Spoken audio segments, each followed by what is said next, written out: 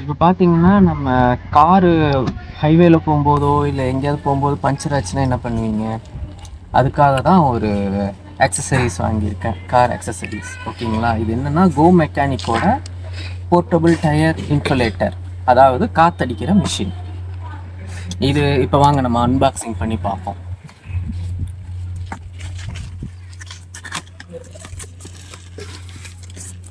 இதோட அட்டாச்மெண்ட்டு இதெல்லாம் கொடுப்பாங்க.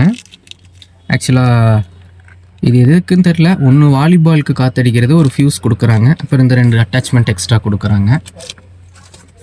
இது எடுத்தோடனே ஓப்பன் பண்ணணும் மேலே இருக்குது. நெக்ஸ்ட் வழக்கம் போல் user manual, thank card purchase பண்ணதுக்கு, அப்புறம் இன்ஸ்ட்ரக்ஷன் கார்டு, அப்புறம் ஒரு வாரண்டி கார்டு. ஓகேங்களா? நெக்ஸ்ட் இதுதான் நம்ம முக்கியமான மிஷின்.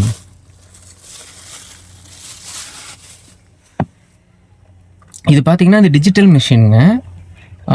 இது எங்கடா சுற்றி இப்படி இருக்கே, இதுக்கு ஒயரோ அந்த காற்றடிக்கிற டியூபோ இல்லையேன்னு பார்க்காதீங்க. அதை தனியாக எங்கள் சைடில் கொடுத்துருக்காங்க. இது வந்து டயரில் மாட்டுற டியூபு.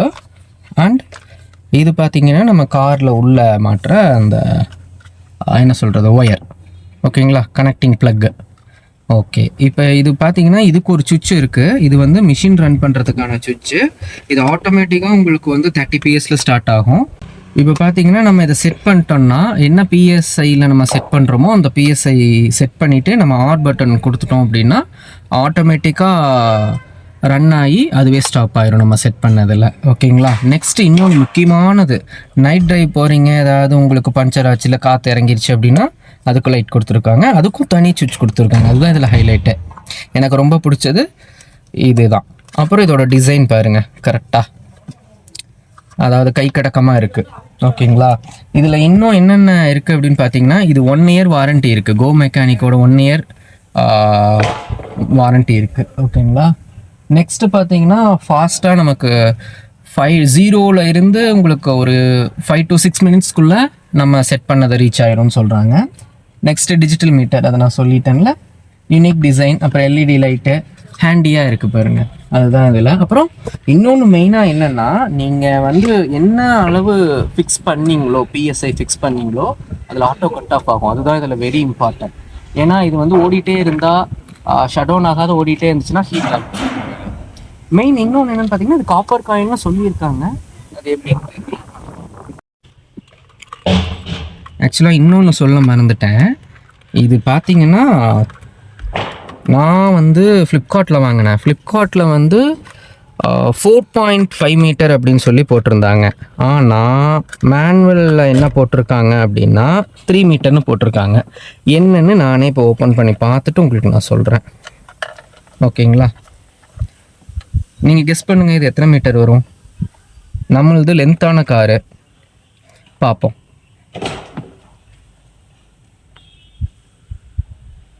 முதல்ல இப்போ என்ன பண்ணணும்னா, இன்ஜின் ஸ்டார்ட் பண்ணிக்கணும். ஸ்டார்ட் பண்ணதுக்கப்புறம் தான் நம்ம இந்த பிளக்கை வந்து கனெக்ட் பண்ணணும். ஆக்சுவலாக இந்த மாதிரி கனெக்ட் பண்ண உடனேயே இப்போ பாருங்கள், உங்களுக்கு டிஜிட்டல் மீட்டர் ப்ளூ லைட்டில் அழகாக கொடுத்துருக்காங்க. இது ஆன். ஓகே, இப்போ நம்ம போய் டயரில் கனெக்ட் பண்ணி பார்ப்போம். அதுக்கு முன்னாடி இந்த டியூபை எடுப்போம் வெளியில்.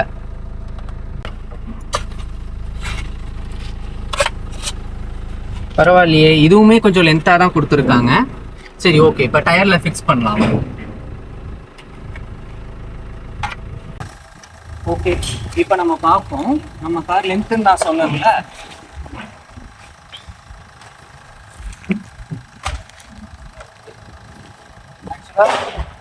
பேக் டயருக்கும் கரெக்டாக இருக்கு. நெக்ஸ்ட் ஃப்ரண்ட் போய் பார்ப்போம். ஓகே, பக்காவாக இருக்கு. இது 4.5 மீட்டராக இருந்தாலும் சரி, 3 மீட்டராக இருந்தாலும் சரி, நம்ம காருக்கு செட் ஆகுது. ஓகே, பேருங்க கனெக்ட் பண்ணி பார்ப்போம். ஓகேங்களா?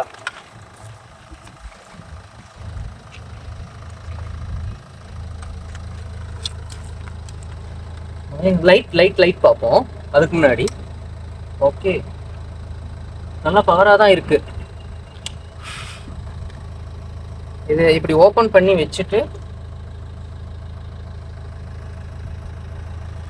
உள்ள லாக் பண்ணணுங்க. உள்ள வச்சுட்டு லாக் பண்ணணும். வச்சுட்டா இப்போ பாருங்க, அதோ இதில் காமிக்குதுங்களா 1.90 அப்படின்னு வருது. இந்த மாதிரி வருது. இது என்னன்னு தெரியல, நம்ம எங்க பார்ப்போம்.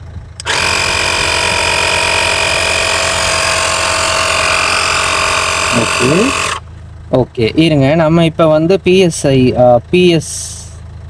செட் பண்ணி பார்ப்போம். பிஎஸ்ஐன்னு இப்போ இங்கே மாறுதுங்களா. ஆக்சுவலாக பாரும் வச்சுக்கலாம், கேபிஏவும் வச்சுக்கலாம், கேஜி சிஎம் அதுவும் இருக்குது. நமக்கு தேவையானது இப்போ பார்த்தீங்கன்னா பிஎஸ்ஐ. இப்போ இந்த டயரில் வந்து ப்ரெஷர் பார்த்தீங்கன்னா 28.5 இருக்குது. ஓகேங்களா. நமக்கு தேவையானது 35. இதோ 35.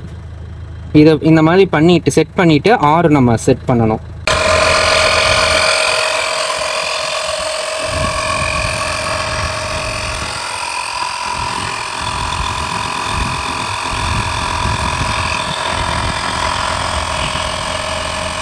இப்போ இங்கே வாங்க. இப்போ 35 PS நம்ம வச்சோம். இப்போ ஆன் பண்ணோன்னு பாருங்களேன், அதுவே ஆட்டோ கட் ஆஃப் ஆகுது. ஏன்னா 35 ரீச் ஆயிடுச்சு. இந்த டயர் கட் ஆயிடுச்சுங்களா. இதுதான் ஆட்டோ கட் ஆஃப். இதில் இருக்கிற ஒரு முக்கியமான நல்ல ஃபீச்சர். நம்ம பேக் டயர் பார்த்தாச்சு. இப்போ ஃப்ரண்ட் டயரில் எவ்வளோ ஏர் இருக்குது அப்படிங்கிறது கரெக்டாக காமிக்குதாங்கிறத நம்ம பார்ப்போம். சரிங்களா. டயரில் இருக்கிற ப்ரெஷரை